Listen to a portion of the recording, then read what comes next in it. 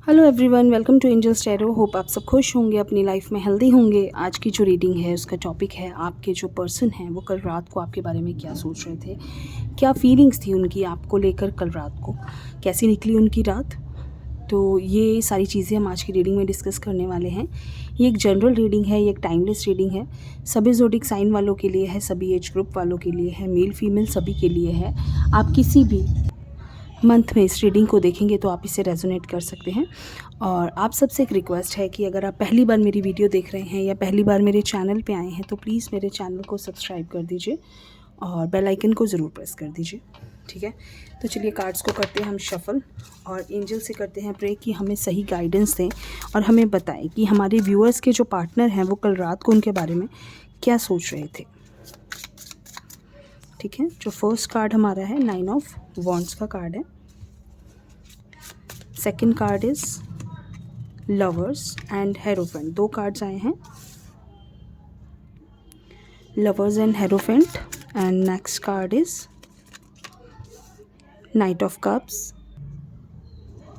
Night of cups, seven of pentacles, seven of swords, queen of cups and three of wands. तो ये cards हैं, हम इनको लगा लेते हैं। थ्री ऑफ वॉन्ड्स का कार्ड है, energy of the deck 5 of cups, ठीक है। तो ये हमारे कार्ड्स हैं। तो क्या सोच रहे थे आपके पर्सन कल रात को आपके बारे में, ठीक है। देखिए उनकी फीलिंग सबसे पहले तो आपको लवर्स के कार्ड से दिख जाएगी कि मिसिंग यू बहुत ज़्यादा, इतना ज़्यादा कि शायद वो रह नहीं पा रहे थे आपके बिना। उनकी यादें बहुत ज़्यादा आपकी तरफ, अट्रैक्शन बहुत ज़्यादा था, फिज़िकली अट्रैक्टेड बहुत ज़्यादा दिख रहे हैं मुझे कि फ़िज़िकली वो आपकी तरफ बहुत ज़्यादा अट्रैक्टेड थे।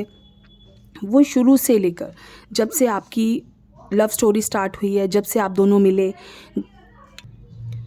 जब से आपकी लव स्टोरी स्टार्ट हुई है, जब से आप दोनों मिले हैं, तब से लेकर आज तक जो कुछ हुआ सब कुछ उनको एक एक पल उनको याद आ रहा था कि किस तरह से आप दोनों मिले, किस तरह से आप दोनों ने एक दूसरे को प्रपोज करा या समझा, या उसके बाद जो आप दोनों ने साथ में टाइम स्पेंड करा।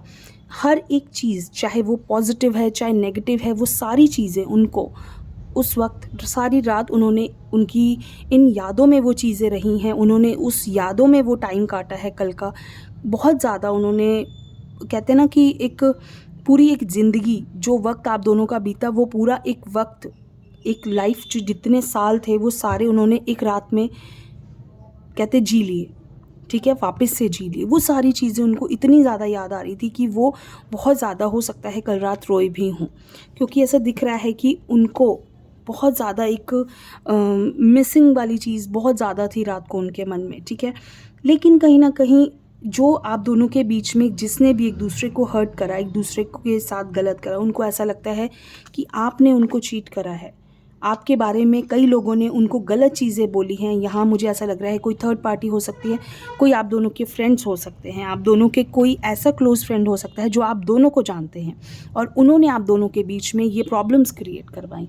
उन्होंने आप दोनों के बीच में इतनी प्रॉब्लम्स क्रिएट करा दी कि शायद आप दोनों एक दूसरे के लिए सही बात, मतलब अभी ऐसी कंडीशन है कि बिल्कुल बात नहीं हो रही है आप दोनों के बीच में, नो कॉन्टैक्ट सिचुएशन है, एक दूसरे को समझना मुश्किल है, एक दूसरे को आप इवन देखना भी पसंद नहीं कर रहे होंगे। इस तरह की कंडीशन कुछ लोगों के साथ हो सकती है, और कुछ लोगों के साथ ऐसा हो सकता है कि वो वापस से रियूनियन चाहते हैं, वो वापस से चाहते हैं कि उनकी लाइफ में आपके पार्टनर वापस आ जाए, या आपके पार्टनर चाहते हैं कि आप उनकी लाइफ में वापस आ जाए।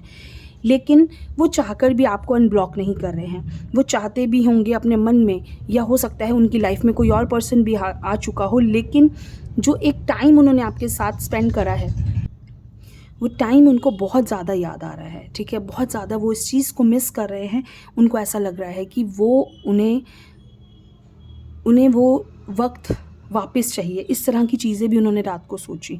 चाहे हो सकता है उनकी लाइफ में कोई और भी आ गया हो, ऐसा भी हो सकता है, या उन्होंने किसी और के साथ अपना टाइम स्पेंड करना स्टार्ट कर दिया हो, उनकी लाइफ में कोई न्यू बिगनिंग स्टार्ट हो चुकी हो, न्यू पर्सन आ चुका हो उनकी लाइफ में, ऐसा हो सकता है। लेकिन वो जो पर्सन है ना, वो आपके बिना, कहते हैं आप दोनों का एक स्पिरिचुअल कनेक्शन है, और जब स्पिरिचुअल कनेक्शन होता है तो इंसान एक दूसरे के साथ कहते हैं ना, एक दूसरे से अलग रह पाना बहुत मुश्किल है। आप दुनिया के किसी कोने में चले जाइए, आप उस पर्सन को नहीं छोड़ पाएंगे जिसके साथ आपका स्पिरिचुअल कनेक्शन है। स्पिरिचुअल मीन्स कि आपकी जो मेंटालिटी है, माइंड सेट है, आप दोनों एक ही माइंड सेट पे होते हो। जब आपने कुछ सोचा तो वही उस वक्त वो पर्सन आपकी एनर्जीज़ को फील कर सकता है। यहाँ इस चीज़ को हम स्पिरिचुअल कनेक्शन कह सकते हैं। अगर आपने उनको मिस करा है ना, तो वो चीज़, आपकी एनर्जीज़ डायरेक्ट उनको फील हो जाएंगी।